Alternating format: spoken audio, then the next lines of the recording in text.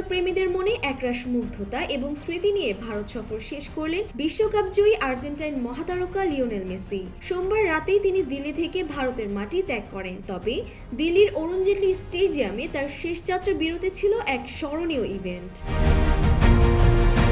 বিকেলে মেসি যখন মাঠে প্রবেশ করেন তখন নীল সাদা জার্সিতে সেজে ওঠা হাজারো দর্শক উল্লাসে মেতে ওঠে। গ্যালারি জুড়ে একটাই ধ্বনি, মেসি মেসি। অনেকেই 10 নম্বর জার্সি পরে এসেছিলেন প্রিয় তারকাকে দেখতে। হাসি মুখে দর্শকদের সঙ্গে দেখা করেন মেসি। এরপর তিনি একটি সেলিব্রিটি ম্যাচ উপভোগ করেন এবং পরে সুয়ারেজ ও ডি পলকে নিয়ে মাঠে কিছুক্ষণ খেলেন। এদিন মেসি মিনার্ভা একাডেমির তরুণ খেলোয়াড়দের সঙ্গে শুভেচ্ছা বিনিময় করেন এবং তাদের সাথেও কিছুক্ষণ ফুটবল খেলেন। অনুষ্ঠানের শেষে তাকে বিশেষ উপহার দেয়া হয়।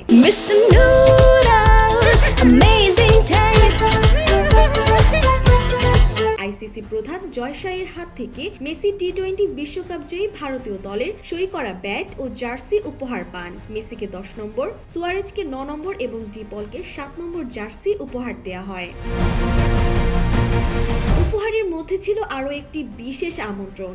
7 ফেব্রুয়ারি ভারত ও যুক্তরাষ্ট্রের মধ্যে টি-20 বিশ্বকাপের উদ্বোধনী ম্যাচের টিকিট। মেসিকে সেই খেলা দেখার জন্য আমন্ত্রণ করা হয়েছে।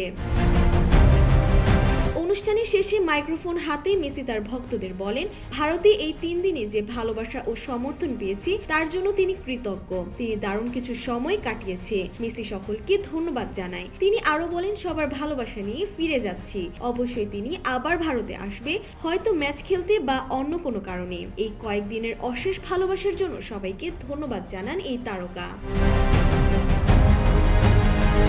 মেসির এই সফর ভারতীয় ফুটবল প্রেমীদের জন্য এক অসাধারণ অভিজ্ঞতা এবং তার দেয়া আবার আসার প্রতিশ্রুতি ভবিষ্যতে তাকে আবার দেখার আশা জাগিয়েছে।